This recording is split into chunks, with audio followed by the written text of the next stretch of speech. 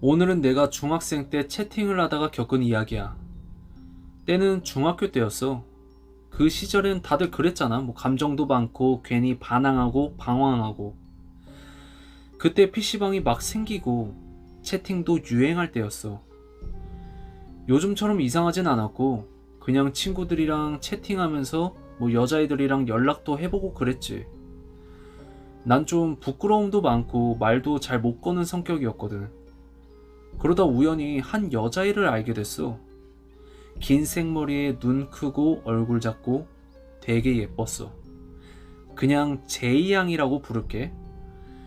처음엔 그냥 채팅 상대였는데 점점 나한테 관심을 보이더라고. 나도 모르게 매일 대화하게 됐고 사귀진 않았지만 거의 연인처럼 알콩달콩했지. 근데 내가 그땐 철이 너무 없었어. 친구들 따라서 다른 여자애들이랑도 막 채팅하고 그랬거든.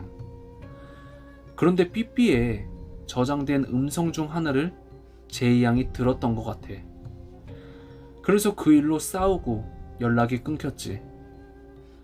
근데 마지막에 그 애가 이런 말을 했어. 너 꼭 죽여버리겠어. 그땐 그냥 홧김에 한 말일 거라고 생각했지. 근데 그날 이후로 이상한 일들이 시작된 거야. 비 오는 날 학교가 끝나고 집에 가는데 뒤에서 누가 따라오는 느낌이 드는 거야. 하얀 우비를 입은 여자가 아파트 정문 앞까지 천천히 따라오고 있더라고. 나는 혹시 나를 좋아하는 여학생인가 싶기도 했지.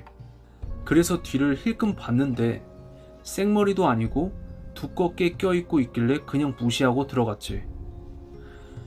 그렇게 엘리베이터 앞에 섰는데 그 여자가 아파트 안으로 들어오는 거야.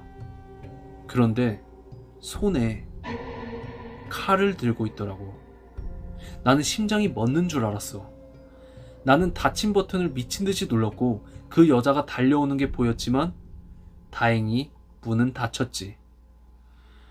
나는 당시에 6층에 살았는데 정신없이 눌러서 8층을 눌러버렸어.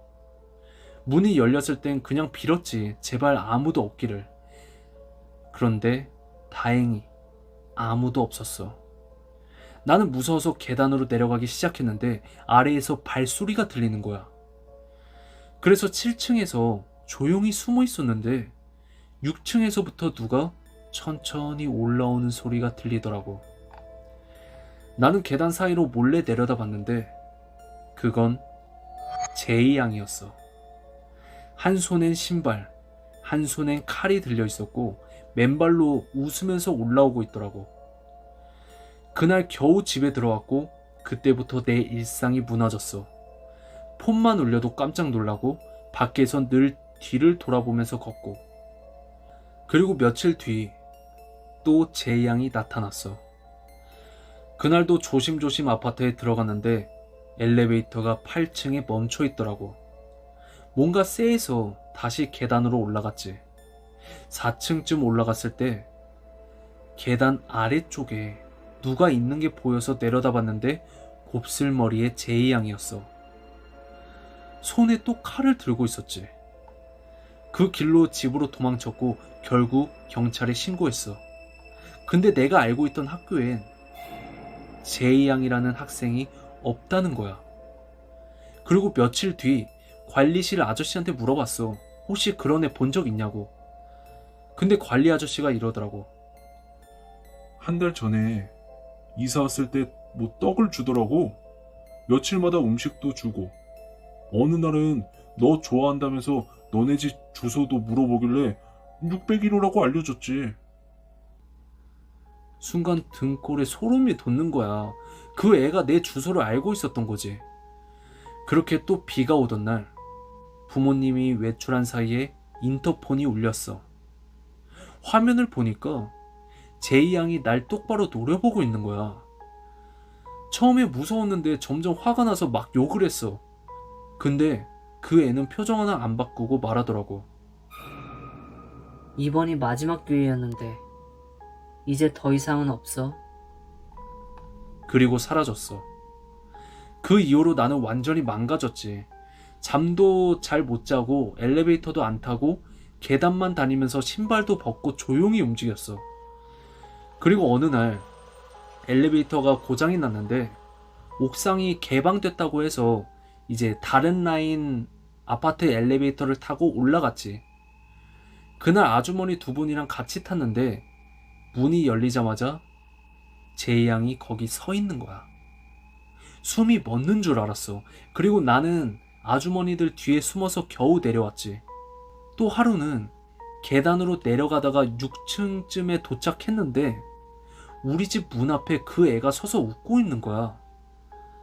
그걸 보는 순간 미친 듯이 옥상까지 뛰어 올라와서 난간 근처에 멍하니 서 있는데 누가 내 어깨를 잡더라고.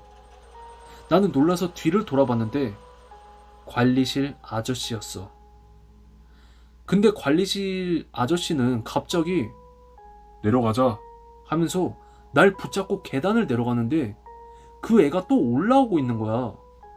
두 손을 뒤로 숨긴 채 웃고 있더라고. 나는 너무 무서워서 그 애를 먼저 발로 찼어. 근데 그 순간 허벅지에 이제 칼에 베인 듯한 통증이 확 느껴졌고 나는 관리실 아저씨를 밀치고 계단을 미친 듯이 뛰어 내려왔지.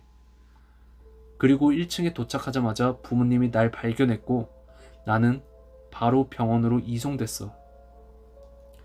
그리고 그날 제이 양은 경찰에 붙잡혔어. 그때 나는 거의 정신을 잃기 직전이었거든. 알고 보니까 그 애는 중학생이 아니었던 거야.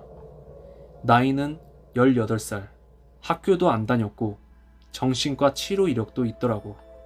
그리고 믿기 힘들겠지만 관리실 아저씨랑 동거 중이었대.